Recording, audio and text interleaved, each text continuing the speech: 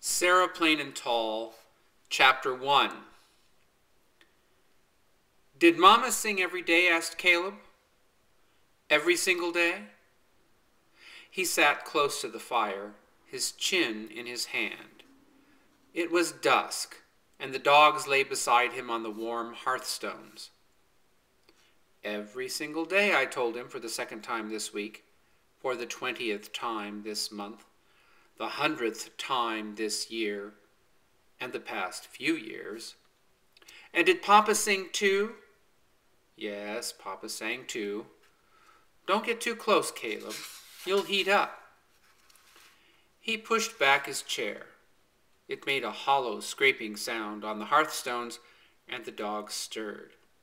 Lottie, small and black, wagged her tail and lifted her head. Nick slept on.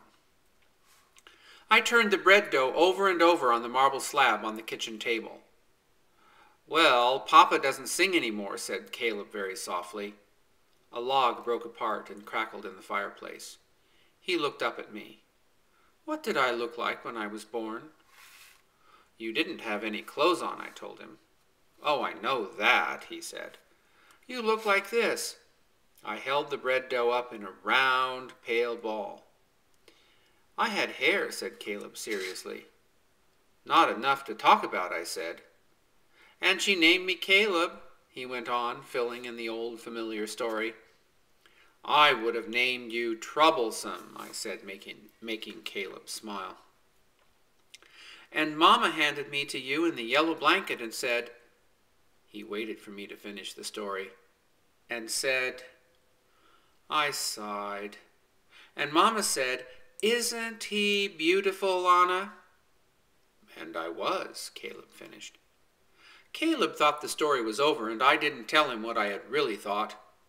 He was homely and plain, and he had a terrible holler and a horrid smell, but these were not the worst of him. Mama died the next morning. That was the worst thing about Caleb. Isn't he beautiful, Anna? Her last words to me. I had gone to bed thinking how wretched he looked, and I forgot to say good night. I wiped my hands on my apron and went to the window. Outside, the prairie reached out and touched the places where the sky came down. Though winter was nearly over, there were patches of snow and ice everywhere. I looked at the long dirt road that crawled across the plains, remembering the morning that Mama had died, cruel and sunny. They had come for her in a wagon and taken her away to be buried, and then the cousins and aunts and uncles had come and tried to fill up the house, but they couldn't. Slowly, one by one, they left, and then the days seemed long and dark like winter days, even though it wasn't winter, and Papa didn't sing. Isn't he beautiful, Anna?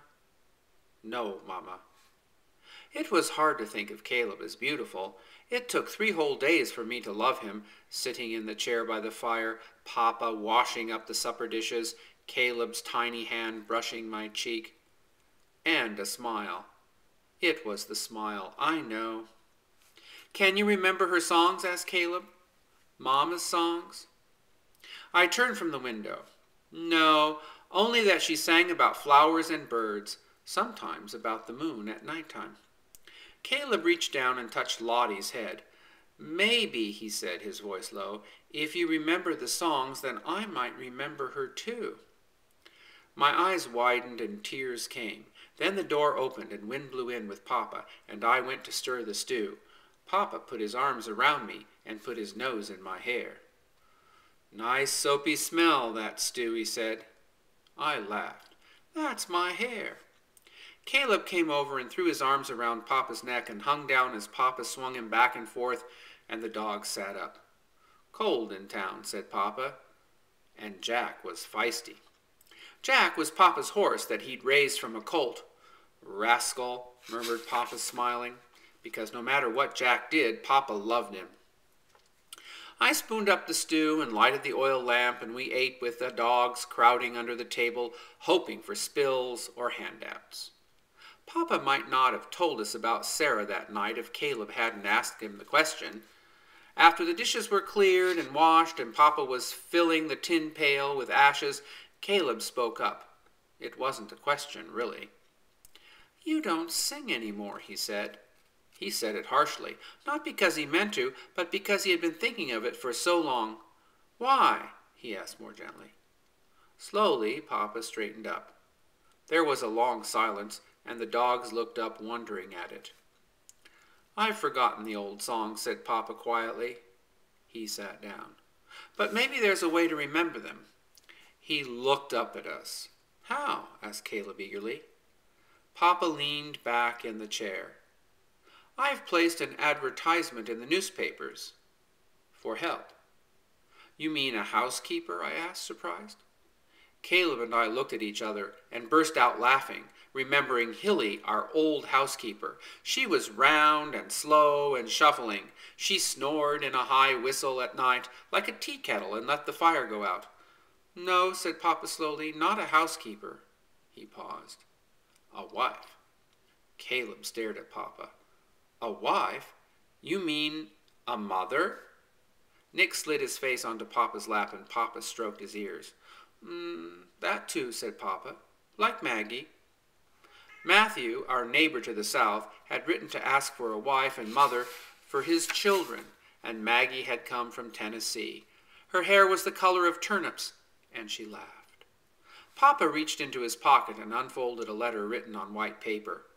"And I have received an answer." Papa read to us. "Dear Mr. Jacob Whitting, I am Sarah Wheaton from Maine, as you will see from my letter. I am answering your advertisement.